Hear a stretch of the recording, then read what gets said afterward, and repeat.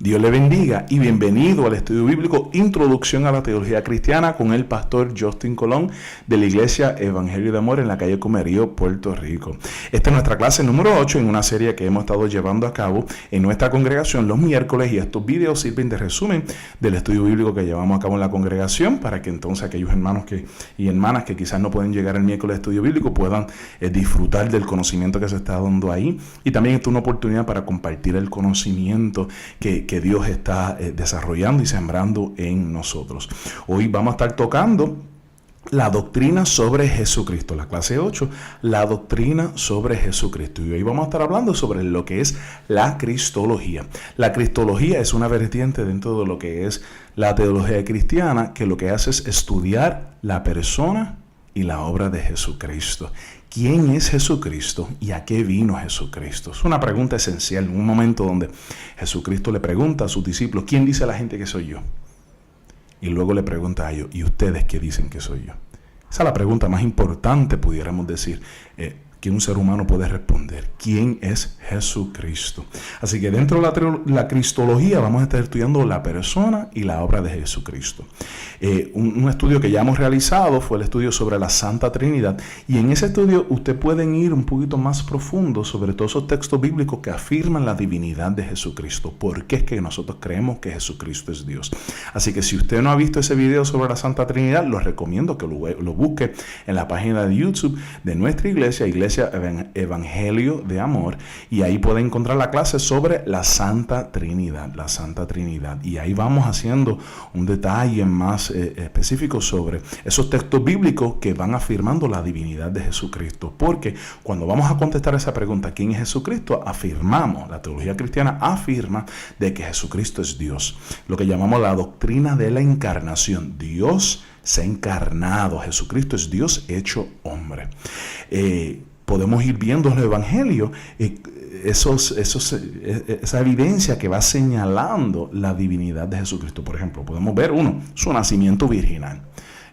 María, el ángel se le aparece a María para darle conocimiento sobre que ella va a llevar en su vientre al Hijo de Dios, y María queda completamente sorprendida ante estas noticias, especialmente porque ya no ha conocido varón, y ella se lo dice al ángel: ¿cómo será posible que yo estoy embarazada si yo no he conocido varón? Y el ángel le dice que el Espíritu Santo hará esto. Ahí nosotros vemos ese origen divino de lo que es la persona de Jesucristo. También podemos encontrar las genealogías que encontramos en dos del Evangelio, en Mateo y en Lucas. Va trabajando el origen de Jesucristo. Mateo traza el origen de Jesucristo hasta Abraham, ¿verdad? Y eso tiene un propósito. Mateo está diciéndonos que la promesa que Dios le hace a Abraham, esa promesa que Dios le hace a Abraham se realiza en la persona de Jesucristo. Dios le dice a Abraham que Él va a bendecir a todas las naciones por medio de la descendencia de Abraham. Y Mateo está diciendo que es en Jesucristo la culminación de esa promesa, de que por medio de Jesucristo, que es la descendencia de Abraham, Dios va a bendecir no solamente al pueblo de Israel, sino a toda la humanidad, a todas las naciones. Lucas traza el origen de Jesucristo hasta Adán. Y nuevamente eso va dejándonos saber quién es Jesucristo, porque en el libro de Génesis, en el capítulo 3, hay lo que algunos teólogos llaman el protoevangelio. En Génesis 3, Dios maldice a la serpiente que ha tentado a Adán y Eva, y le dice a la serpiente que pondrá enemistad entre la serpiente y la descendencia de la mujer. Y le dice Dios a la serpiente de que la serpiente herirá la simiente de la mujer, pero que la simiente de la mujer herirá la serpiente en la cabeza, destruirá la serpiente. Y algunos teólogos llaman eso el protoevangelio, porque esas son las buenas noticias de que la serpiente que ha traicionado la creación de Dios, la serpiente que ha mentido y ha tentado a Adán y Eva, será destruido por la descendencia de Eva, de la mujer. Lucas está diciendo que Jesucristo es la culminación de esa promesa, de que Dios le dio esa promesa en el Edén a Eva y se lo avisó a la serpiente, y que en Jesucristo es que se cumple esa promesa de destruir a Satanás, de destruir al pecado, destruir a la muerte. Así que en esos dos evangelios vemos ese origen divino y cómo nos va explicando de que Jesucristo es la culminación, Jesucristo es la plena realización de esas promesas que encontramos en el Antiguo Testamento. También otro detallito que podemos señalar es la autoridad divina que tiene Jesucristo. Jesucristo podemos encontrar en Mateo 5 cómo Jesucristo una y otra vez dice: oísteis que fue dicho, mas yo os digo. Y continuamente usted puede ir al capítulo 5 de Mateo, y los invito a leerlo, donde Jesucristo va tocando temas del Antiguo Testamento e interpretaciones de distintos aspectos del Antiguo Testamento, y Jesucristo va diciendo y afirmando su autoridad: mas yo os digo. Y cuando él dice mas yo os digo, está afirmando esa autoridad para dictar pautas, para que la gente pueda seguir el consejo de Jesucristo. En Mateo 9 vemos ahí que Jesucristo tiene autoridad para perdonar pecados. Pues para que sepáis que el Hijo del Hombre tiene potestad en la tierra para perdonar pecados. Y eso causa un revuelo en los oyentes de Jesucristo, porque como buenos judíos habían entendido y sabido de que el único que puede hacer eso era Dios. Así que cuando Jesucristo dice que Él tiene autoridad para perdonar pecados, Él está diciendo que Él es Dios. En Juan 10 vemos una relación única entre Jesucristo y el Padre. Juan 10:3 dice: el Padre y yo somos uno. El Padre y yo somos uno. ¿Okay? Nuevamente, les refiero al estudio bíblico sobre la Trinidad para que puedan ir viendo más textos bíblicos que van afirmando la divinidad de Jesucristo. ¿Okay? Pero a modo de resumen, afirmamos que Jesucristo es Dios, pero afirmamos también que Jesucristo es hombre. La teología cristiana ha llegado a esa conclusión luego de muchos años de que Jesucristo es Dios y hombre. La divinidad de Jesucristo no minimizó su humanidad. Jesucristo nació y fue vulnerable. Jesucristo nació y fue vulnerable. Imagínense ustedes eso. La Biblia enseña que Jesucristo, por medio de Jesucristo, todo lo que ha sido creado fue creado. Y ahora está afirmando que Jesucristo, siendo Dios, ahora nace, es un bebé. Esto es algo extraordinario. Esto es algo único en todas las demás religiones. Hay algunas personas, ¿verdad?, de moda decir: todas las religiones enseñan lo mismo. Falso. Ninguna otra religión afirma de esa manera que el Dios que creó los cielos y la tierra se hace bebé. Realmente bebé. Fue vulnerable, ¿verdad? Dice el texto en Lucas 2 que Jesucristo crece en fortaleza y sabiduría en su niñez. Va creciendo y aprendiendo. Jesucristo pasó por las etapas de desarrollo que pasamos nosotros.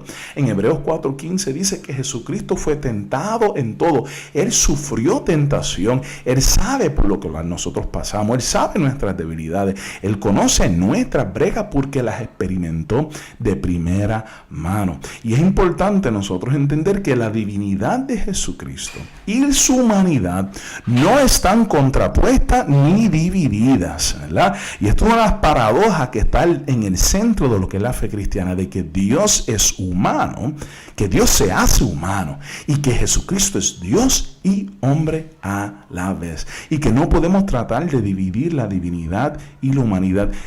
Por muchos años, especialmente en el inicio de la fe cristiana, los primeros siglos, se estaba lidiando con esta revelación que recibimos en la persona de Jesucristo, y en algunos lados se trataba de enfatizar la divinidad a expensas de la humanidad. Una de las herejías que encontramos es el docetismo, que el docetismo lo que afirmaba que Jesús solo tenía apariencia de humanidad, pero que realmente Jesucristo no era un humano como nosotros, sino que era Dios apareciendo ser humano. Otra de las herejías que se desarrollaron para tratar de lidiar con esta paradoja de que Jesucristo es Dios y hombre a la vez es lo que llamamos el adopcionismo. El adopcionismo lo que decía era que Jesucristo fue un gran ser humano que fue adoptado por Dios como su hijo. ¿Ve? Así que en ese lado se afirma la humanidad a expensa de la divinidad. Y continuamente vamos a ir viendo esas tendencias, o de afirmar la divinidad en expensas de la humanidad, o afirmar la humanidad a expensas de su divinidad. Pero la posición ortodoxa, la posición tradicional, la posición al cual hemos llegado en un acuerdo todas las confesiones cristianas, es que en Jesucristo hay dos naturalezas, una humana y divina en una sola persona. Y que estas naturalezas son indivisibles. No podemos dividir la parte humana de la parte divina. Tenemos que afirmar que Jesús es igualmente Dios e igualmente humano.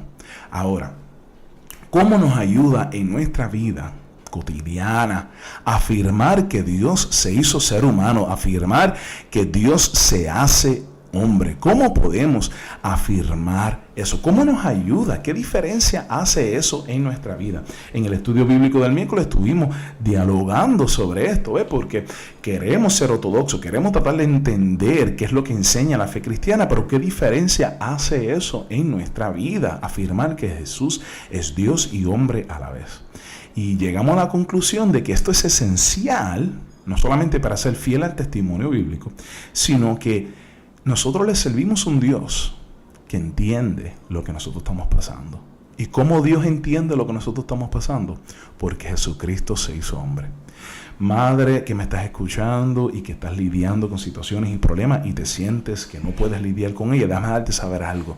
Dios entiende por lo que tú estás pasando. Aquellos que han sufrido algún tipo de traición, Dios entiende lo que tú estás pasando. Aquellos que se han sentido solos en algún momento y se sienten tan solos y le duele la soledad, Dios entiende por lo que tú estás pasando porque Jesucristo experimentó esa soledad. Padre que me estás escuchando, que estás lidiando con el dolor de la pérdida de un hijo, Dios entiende lo que tú estás pasando porque Él sabe lo que es la muerte de un hijo. Dice la palabra en Hebreos 4:15, porque no tenemos un sumo sacerdote que no pueda compadecerse de nuestras debilidades, sino uno que fue tentado en todo según nuestra semejanza. Él fue tentado en todo según nuestra semejanza, pero sin pecado. Jesucristo no pecó, no cayó.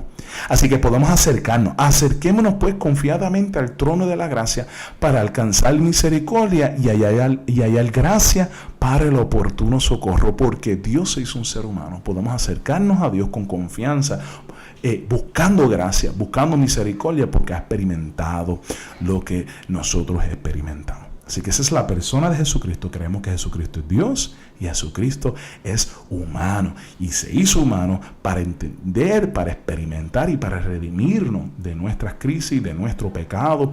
¿Okay? Así que ahora vamos a ir a esa pregunta. ¿Cuál fue el propósito de Cristo? ¿Por qué Cristo se hizo un ser humano? Y hoy vamos a estar hablando sobre lo que son las teorías de redención.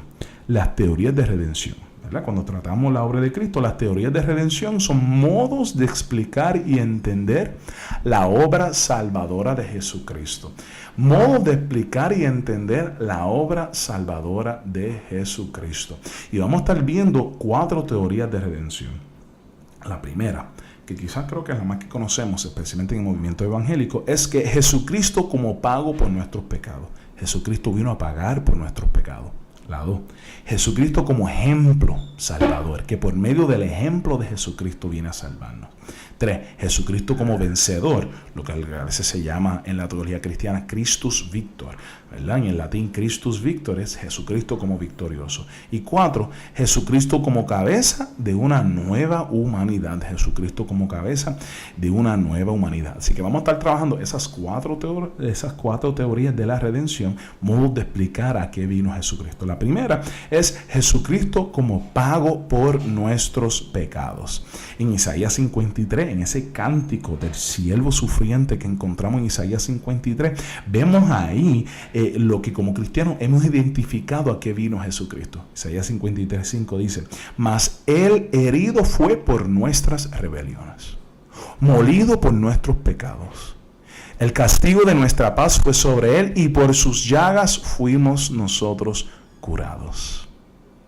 Molido fue por nuestras rebeliones, lo que llamamos una muerte vicaria, que Jesucristo muere en el lugar de nosotros, que nosotros nos hemos rebelado en contra de Dios y que esa rebeldía en contra de Dios por nuestro pecado debe producir muerte, pero que Jesucristo muere para absorber las consecuencias de nuestro pecado, para que de esa manera nosotros pudiéramos ser librados de las consecuencias de nuestro pecado y tengamos nosotros vida eterna.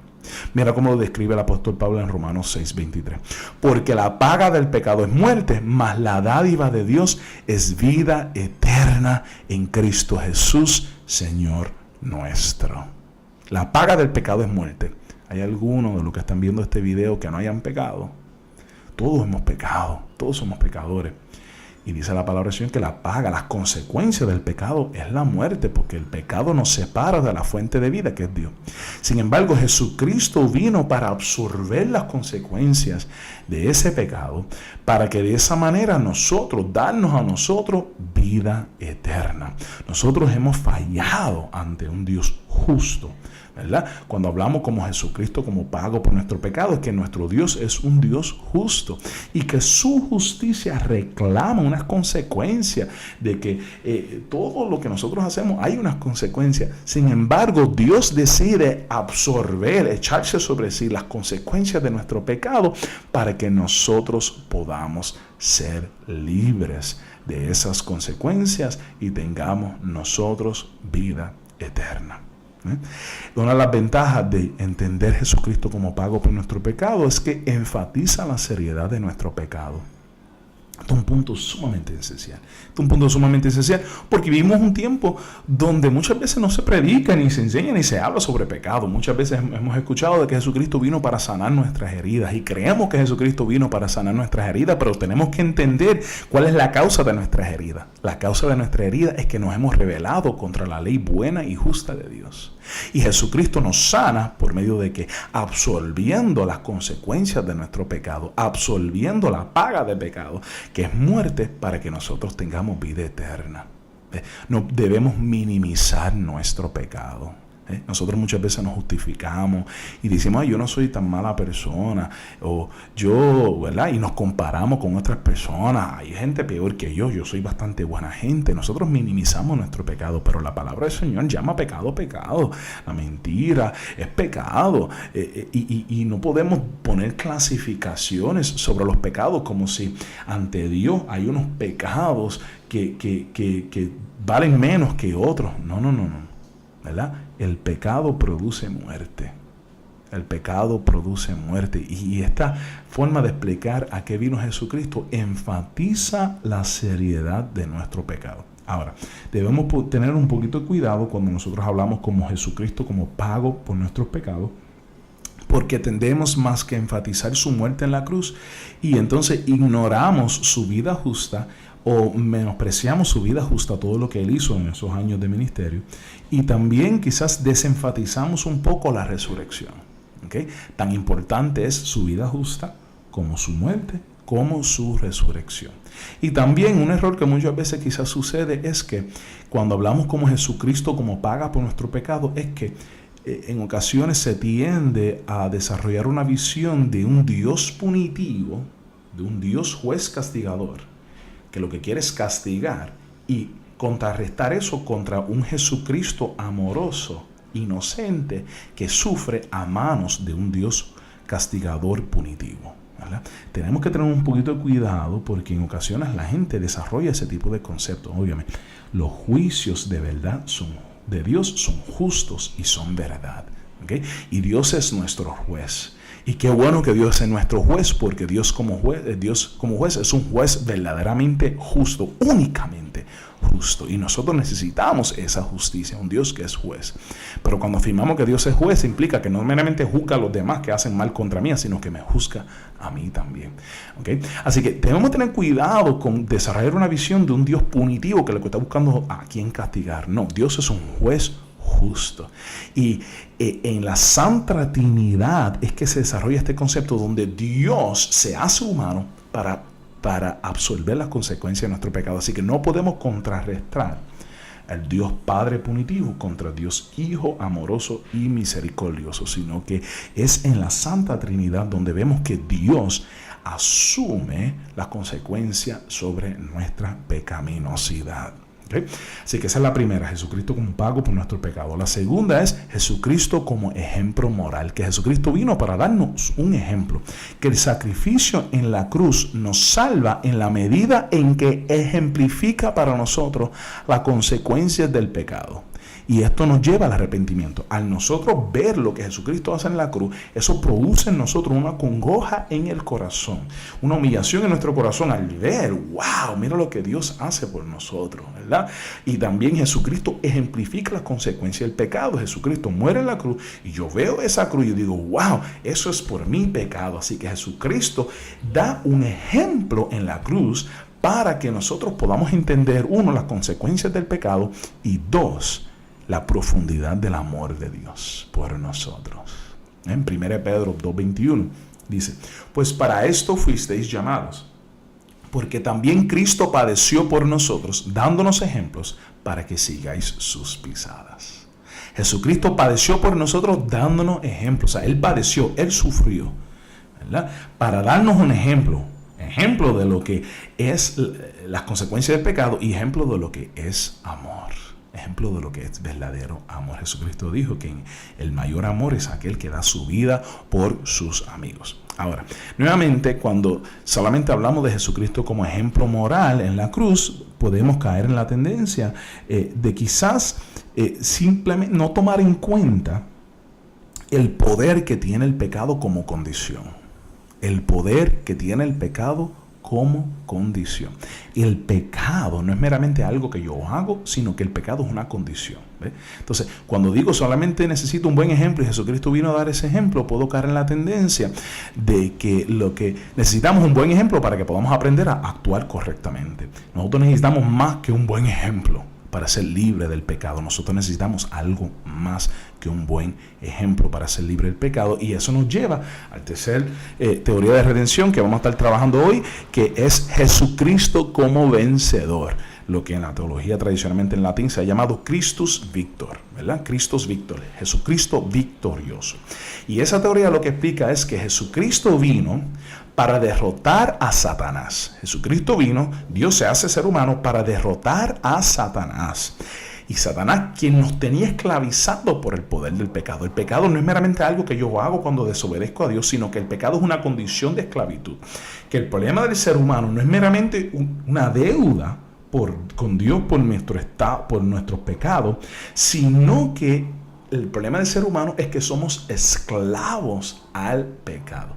Y que Jesucristo, por medio de su vida justa, su muerte y su resurrección, enfrenta al diablo, vence al diablo, librando a la humanidad de la opresión del enemigo. Librando a la humanidad de la opresión del enemigo. Así que Jesucristo viene para vencer lo que nos tiene atado. Cuando Adán y Eva pecaron, se hicieron esclavos del pecado. Se hicieron esclavos del pecado. Un momento donde Jesucristo tiene una conversación con algunos fariseos y ellos dicen, nosotros no hemos sido esclavos de nadie. Jesucristo dice, el que peca se hace esclavo del pecado. Y Jesucristo viene para liberarnos de la esclavitud, ¿verdad? En Colosenses 2:13 dice, y a vosotros estando muertos en pecado, ¿ve? Nosotros, ¿cuál es nuestra condición? Estamos muertos en pecado. Y en la incircuncisión de nuestra carne os dio vida juntamente con Él. Dios nos dio vida juntamente con Jesucristo, perdonándonos todos los pecados, anulando el acta de los decretos que había en contra de nosotros, que nos era contraria, quitándola de en medio y clavándola en la cruz, despojando a los principados y potestades, y los exhibió públicamente, triunfando sobre ellos en la cruz. En la cruz Dios nos libró de la esclavitud del pecado, quitando el acta de decreto que nos era contraria. ¿Cuál es el acta de decreto? Esa afirmación de todos nuestros pecados, esa afirmación de todas las cosas mal que hemos hecho, esa afirmación de nuestra condenación. Y Él quitó esa acta de decreto que nos era contrario, ¿verdad? Quitándola de en medio y clavándola en la cruz. Cuando Él estaba en la cruz, Él estaba sufriendo las consecuencias de nuestro pecado, despojando a los principados y potestades. Ahí estamos hablando de una fuerza espiritual maligna que tiene esclavizado a la humanidad, y Jesucristo lo venció por medio de la cruz, triunfando sobre ellos en la cruz. De esa manera la cruz ya no es meramente un momento triste de dolor y de lamento. Ahora la cruz es ahora un momento victorioso, donde Jesucristo por medio de la muerte vence la muerte. Mira que eso es algo extraordinario. Jesucristo por medio de la muerte vence la muerte. En Hebreos 2:14 afirma, así que por cuanto los hijos participaron de carne y sangre, Él también participó de lo mismo. Jesucristo participó de nuestra carne y sangre, para destruir por medio de la muerte al que tenía el imperio de la muerte, esto es, al diablo, y librar a todos los que por el temor de la muerte estaban durante toda la vida sujetas a servidumbre. Porque ciertamente no socorrió a los ángeles, sino que socorrió a la descendencia de Abraham. Nosotros, la descendencia de Abraham. Jesucristo se hace carne y sangre, se encarna, participa de nuestra existencia humana para destruir por medio de la muerte. Él muere, Él absorbe todo ese, los efectos, las consecuencias del pecado, pero lo absorbe para destruir la muerte, para destruir al que tiene el imperio de la muerte, el diablo, y librar a todos los que por el temor de la muerte estaban durante toda la vida sujetos a servidumbre. ¿Quién estaba sujeto a servidumbre? Nosotros, la humanidad, por nuestra condición pecaminosa. Y Jesucristo toma la cruz para destruir aquel que nos tenía atado por el poder del pecado. En Juan 3, 1 Juan 3:8 dice: el que practica el pecado es del diablo, porque el diablo peca desde el principio. Para esto apareció el Hijo de Dios, para deshacer las obras del diablo. Para deshacer las obras del diablo. El diablo no tiene parte ni suerte con los hijos de Dios. Aquellos que han sido dado la potestad de ser llamados hijos de Dios, el diablo no tiene parte ni suerte, porque hemos sido librados de ese poder que el diablo tenía sobre nosotros. Así que esa es la tercera, Jesucristo como Cristo victorioso. Y la cuarta que vamos a estar trabajando, Jesucristo como cabeza de una nueva humanidad. Jesucristo como cabeza de una nueva humanidad, ¿verdad? Y esta teoría lo que trata de enseñar y explicar es que Adán es la cabeza de una humanidad caída, ¿verdad? Adán es el principio de una humanidad caída, y Jesucristo es la cabeza de una humanidad restaurada. Jesucristo es la cabeza de una humanidad restaurada. Jesucristo inicia una nueva creación, y los que se unen a Él en fe se hacen parte de esa nueva creación, ¿verdad? Podemos ver en 1 Corintios 15:22, dice: así como en Adán todos mueren, ¿ves? Adán es la cabeza, es la representación de esa humanidad, y en medio del pecado de Adán nosotros padecemos también. Está diciendo que ahora en Cristo, todos aquellos que están en Cristo serán vivificados. Así como en Adán todos mueren, también en Cristo todos serán vivificados. 2 Corintios 5:17 dice: de modo que si alguno está en Cristo, nueva criatura es. Las cosas viejas pasaron, y aquí todas son hechas nuevas. Jesucristo vino para iniciar una nueva creación. Y aquellos que confíen en Él como su Señor y Salvador, aquellos que creen en Él y le siguen y responden ese llamado de arrepentimiento y fe, ahora son parte de una nueva humanidad que es encabezado por Jesucristo. En Efesios 4:11, que vamos a estar viendo este texto un poquito más adelante, dice: y Él mismo constituyó a unos apóstoles, a otros profetas, a otros evangelistas, a otros pastores y maestros, ¿a fin de qué? A fin de perfeccionar a los santos para la obra del ministerio, para la edificación del cuerpo de Cristo, hasta que todos lleguemos a la unidad de la fe y del conocimiento del Hijo de Dios, a un varón perfecto, a la medida de la estatura y la plenitud de Cristo. Nosotros ahora somos parte del cuerpo de Cristo. Somos parte del cuerpo de Cristo. Y Cristo es la cabeza de ese cuerpo. Y Él inicia una nueva humanidad. Y en esa nueva humanidad nosotros entonces podemos ser libres de la esclavitud del pecado. Podemos ser libres de la esclavitud del pecado. Ahora bien, esa culminación de esa nueva humanidad no será completado, no será pleno hasta el regreso de Jesucristo. Así que en el momento actual, en el presente, nosotros tenemos un atisbo de esa realidad. Nosotros tenemos, ¿verdad? Lo que algunos teólogos llaman el ya, pero todavía falta, ¿verdad? La esperanza cristiana. Es que ya hemos sido librados de la esclavitud del pecado, pero todavía no se ha consumado plenamente esa promesa. Y que esa promesa se va a consumir plenamente cuando Cristo regrese por nosotros. Pero ya me estoy adelantando a unos próximos estudios donde vamos a estar trabajando la esperanza escatológica, ¿verdad? ¿Cuál es la esperanza cristiana? ¿Verdad? Pero afirmamos que en Cristo se inicia una nueva humanidad, una nueva humanidad donde Él nos llama a formar parte de esa nueva humanidad, una humanidad sin odio, una humanidad sin envidia, una humanidad sin asesinato, una humanidad sin todos los males del cual nosotros estamos sufriendo en nuestros tiempos. Y Él lo inicia en su resurrección, nos invita a ser parte de esa nueva humanidad, y nosotros venimos a ser parte de esa nueva humanidad en nuestra conversión, en nuestro bautismo, pero que eso se va a manifestar plenamente en nosotros en el regreso de Jesucristo. Así que nosotros vamos encaminándonos hacia esa nueva humanidad. Y de esa manera es que nosotros entendemos, ¿verdad?, a qué vino Jesucristo. ¿A qué vino Jesucristo? Jesucristo vino a pagar nuestros pecados, la deuda de nuestros pecados, a asumir las consecuencias de los efectos de nuestros pecados. Jesucristo vino a ejemplificar, a dar un ejemplo de las consecuencias del pecado y a dar un ejemplo de lo que es el amor de Dios por nosotros. Jesucristo vino a vencer. Jesucristo vino a ser cabeza de una nueva humanidad. Tenemos que desarrollar una visión integral de la salvación, y por eso compartimos estas distintas teorías para tratar de explicar lo que es la salvación, porque muchas veces tendemos a enfatizar un aspecto solamente. Yo creo que cuando estuvimos en el estudio bíblico del miércoles en la iglesia, estuvimos viendo, ¿verdad?, de estas teorías cuál es la que más se enfatiza, y llegamos a la conclusión que la que más se enfatiza es Cristo como paga por nuestros pecados, ¿verdad? Pero que muchas veces no se habla de Jesucristo como vencedor, que vino a vencer el diablo, que Jesucristo es la cabeza de una nueva humanidad, que Jesucristo ejemplifica lo que es el amor de Dios. Así que necesitamos una visión integral de lo que es la salvación, que la salvación no es solo perdón de pecados, que Cristo no solamente vino para librarnos punitivamente de un juez que quiere condenarnos, sino que la salvación es la restauración de toda la creación, no solamente de nuestras vidas, sino de toda la creación.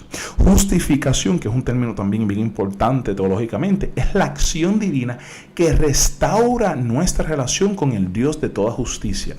Dios es justo.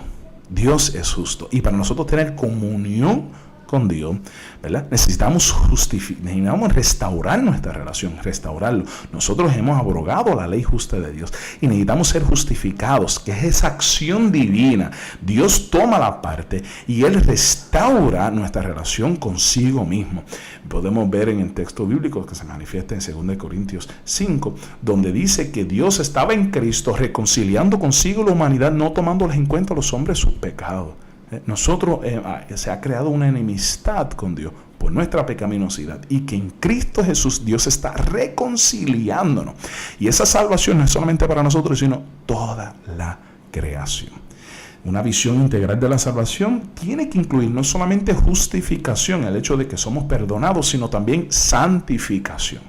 Y a eso me estaba refiriendo ahorita cuando estaba hablando de que Jesucristo inicia una nueva humanidad y nos invita a ser parte de esa nueva humanidad, y que nosotros venimos a ser parte de ella cuando nos convertimos en arrepentimiento, y en nuestro bautismo señala y ¿verdad?, va apuntando a esa nueva creación. Y eso es lo que hablamos de lo que es santificación, de que somos perdonados, pero que la salvación no es meramente te perdono los pecados, sino que la salvación es que Cristo ha venido y nos envía su Espíritu Santo para ir santificándonos. ¿Y santificación qué es? Es el proceso por el cual llegamos a ser lo que Dios quiere que seamos. ¿Ves? El problema nuestro no es meramente que nosotros tenemos una deuda con un Dios justo por nuestros pecados. El problema nuestro es que nuestra condición de pecado causa daño, y causa daño a nosotros y causa daño en aquellos que están a nuestro alrededor. Así que nosotros no meramente necesitamos ser perdonados de nuestros pecados, nosotros necesitamos ser transformados, porque el pecado continúa haciendo daño. Y santificación es este proceso por el cual Dios va trabajando en nosotros por medio de su Santo Espíritu, por medio de su iglesia, por medio de su palabra, para que nosotros seamos libres completa y plenamente de lo que es los efectos del pecado. La santificación comienza por su Espíritu Santo, pero y comienza en nuestro momento de arrepentimiento, nuestra conversión, y continúa, pero no está completa hasta que venga Cristo. si alguno de los que están viendo este video ha visitado alguna congregación de fe, usted puede escuchar los testimonios de las personas que antes eran adictos y hoy son libres de la adicción, que antes eran alcohólicos y hoy son libres de la adicción del alcoholismo, personas que antes sufrían en medio de su soledad y hoy Dios ha hecho una obra hermosa en ellos, pero que reconocen que Dios no ha terminado con ellos. Así que el proceso de santificación es un proceso continuo que no está completa hasta que Cristo venga. ¿Ve? Porque Cristo ha iniciado esa nueva humanidad en nosotros, pero que no está completado, mientras nosotros estamos viviendo en esta creación, no está completado hasta su venida. Y ahí es que viene este concepto de lo que Martín Lutero llamaba simul justus et peccator. Simul justus et peccator. Martín Lutero utilizaba ese término en latín para afirmar que el cristiano, el creyente, es simultáneamente justificado, pero a la misma vez es pecador. Y como es pecador, necesita continuar este proceso de santificación. Nosotros no podemos decir, ya yo llegué. Nosotros no podemos decir, ya yo sé todo. Nosotros no podemos decir, ya yo no peco. Nosotros no podemos decir, ya yo no necesito ir a la iglesia porque ya yo me sé todos los textos bíblicos. Ya yo no tengo que escuchar ese sermón porque ya yo me sé todos los textos bíblicos, los sermones. Ya yo no tengo que participar de la reunión de oración porque ya yo no necesito, porque ya yo sé, ya yo llegué. No. Estamos en un proceso de santificación. Y en este proceso somos perdonados, somos justos, pero a la misma vez todavía estamos lidiando con los efectos del pecado en nuestra vida, simultáneamente justo y pecador. Y el proceso de santificación lo que implica es que es un proceso que Dios inicia en nosotros por medio de la regeneración que causa el Espíritu Santo, la conversión. En el bautismo se inicia una nueva creación, pero que ese proceso no está completado hasta que Cristo venga, y cuando Cristo venga será completo. ¿Ve? El texto bíblico que estaba leyendo ahorita, Efesios 4, precisamente va hablando sobre ese proceso de santificación. Voy a regresar a él porque esto es un texto clave. Efesios 4:11. Y él mismo constituyó a algunos apóstoles, a otros profetas, a otros evangelistas, a otros pastores y maestros. ¿Para qué? A fin de perfeccionar a los santos para la obra del ministerio. Él está perfeccionando, Él está completando para la edificación del cuerpo de Cristo, hasta que todos lleguemos a la unidad de la fe y del conocimiento del Hijo de Dios. ¿Cuándo se completa el proceso de santificación? Hasta que tengamos hasta que todos llegamos a la unidad de la fe y del conocimiento del Hijo de Dios, a un varón perfecto, a la medida de la estatura de la plenitud de Cristo. ¿Ve? Dios nos ha depositado dentro de la iglesia, para que por medio de su Santo Espíritu y por medio del cuerpo de Cristo, los maestros que Dios ha puesto ahí, los pastores, los profetas, los apóstoles, Dios ha puesto allí, para que ellos nos puedan edificar por medio de la enseñanza de su palabra, hasta que todos lleguemos a la unidad de la fe y del conocimiento del Hijo de Dios, hasta que tengamos un conocimiento pleno de quién es Jesucristo, a un varón perfecto, a la medida de la estatura de la plenitud de Cristo, para que ya no seamos niños fluctuantes, llevados por doquiera de todo viento de doctrina por estratagema de hombres, que para engañar emplean con astucia las artimañas del error, sino que siguiendo la verdad en amor, crezcamos en todo en aquel que es la cabeza, esto es Cristo. Crezcamos. Santificación es un proceso de crecimiento. La iglesia es una comunidad de crecimiento. ¿Y cuándo dejamos de crecer? Hasta que Cristo venga o Él nos llame, ¿verdad? Esto es Cristo, de quien todo el cuerpo, bien concertado y unido entre sí por todas las coyunturas, se ayuda mutuamente. El proceso de santificación se da dentro de lo que es la iglesia, donde nos ayudamos. Según la actividad propia de cada miembro, recibe su crecimiento para ir edificándose en amor. Qué hermosa demostración y explicación de lo que es la función de la iglesia. La iglesia, la comunidad de fe, vamos a estar dando un estudio bíblico un poquito más adelante, más específico de lo que es la iglesia. Pero en esta coyuntura que estamos ahora, la iglesia es una herramienta de santificación, donde Jesucristo, Dios nos salva por medio de la obra de Cristo en la cruz. Pero su salvación no es meramente que ha perdonado nuestro pecado. Su salvación no es meramente que nos ha librado las consecuencias del pecado, sino que su salvación es que Él va obrando en nosotros paulatinamente para que nosotros podamos librarnos de los efectos del pecado. Y que es un proceso que se da continuamente. Ese proceso se llama santificación. Y que por eso Dios nos ubica dentro de la iglesia para que nos podamos ayudar en este proceso. Es una visión más integral de lo que es la salvación. Amén. Bueno, vamos a repasar, que ya estamos terminando. Voy a estar compartiendo unas preguntitas que van a estar viendo en la pantalla para que aquellos que están tomando este curso online a distancia, que no pueden llegar al micro de estudio bíblico, me pueden enviar la respuesta para que así podamos constatar su proceso de aprendizaje y podamos tener ese diálogo, esa interacción en línea y aclarar todas sus dudas. Así que a modo de repaso, pregunta número 1. Jesús vino para librarnos de la esclavitud del pecado. ¿Cuál de las teorías de redención es esa? Jesús vino para librarnos de la esclavitud al pecado. Eso es A, Jesús como pago por nuestro pecado. B, Jesús como ejemplo moral. C, Christus Victor, Jesús vencedor. O D, Jesús como cabeza de una nueva humanidad. ¿Cuál de las teorías de redención es esa? La 2. Herido fue por nuestras rebeliones. ¿Qué texto bíblico sirve de base? Ese texto es una referencia a un texto bíblico en Isaías. Eso sirve de base para cuál de las teorías de redención. A, Jesús como pago por nuestros pecados. B, Jesús como ejemplo moral. C, Christus Victor. D, Jesús como cabeza de una nueva humanidad. La 3. 1 Corintios 15, 22. Así como en Adán todos mueren, también en Cristo todos serán vivificados. ¿Cuál de las teorías de redención es esa?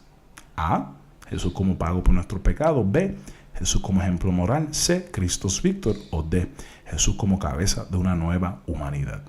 4. Jesús nos muestra las consecuencias del pecado para llevarnos al arrepentimiento. ¿Cuál de las teorías de redención es esa? Jesús nos muestra las consecuencias del pecado para llevarnos al arrepentimiento. A, Jesús como pago por nuestros pecados. B, Jesús como ejemplo moral. C, Christus Victor. D, Jesús como cabeza de una nueva humanidad. 5. Puede crear una falsa oposición entre el Jesús amoroso y el Dios justiciero punitivo.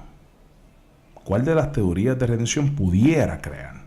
No necesariamente crea, pero pudiera crear ese falso entendimiento entre Jesús amoroso y el Dios justiciero punitivo. A, Jesús como pago por nuestro pecado. B, Jesús como ejemplo moral. C, Christus Victor. O D, Jesús como cabeza de una nueva humanidad. Vamos a llenar el blanco. La blank es la acción divina que restaura nuestra relación con el Dios de toda justicia. ¿Cuál es esa acción divina que restaura nuestra relación con el Dios de toda justicia? La próxima, la blank, es el proceso por el cual llegamos a ser lo que Dios desea que seamos. ¿Qué es eso? El proceso por el cual llegamos a ser lo que Dios desea que seamos. ¿Y qué quiere decir simul justus et peccator? ¿Qué quiere decir eso? Eso en latín. ¿Qué quiere decir eso? Simul justus et peccator. ¿Okay? Así que ustedes van contestando esas preguntitas, me lo envían a evangeliodeamor@outlook.com y podemos tener esa interacción. Yo le puedo ver las respuestas, se las corrijo, les respondo y así podemos tener esa interacción. Para la próxima clase vamos a estar trabajando el tema de la iglesia y vamos a estar contestando la pregunta: ¿qué hace la iglesia diferente de otros grupos o instituciones humanas? ¿Qué hace la iglesia diferente de otros grupos o instituciones humanas? ¿Okay? Así que vamos a estar hablando sobre el tema de la iglesia y qué hace la iglesia diferente de otras organizaciones humanas. ¿Okay? Así que gracias por su atención a estos videos. Espero que hayan sido de bendición y pendientes las próximas que ya mismito vamos a estar subiendo. Dios les bendiga.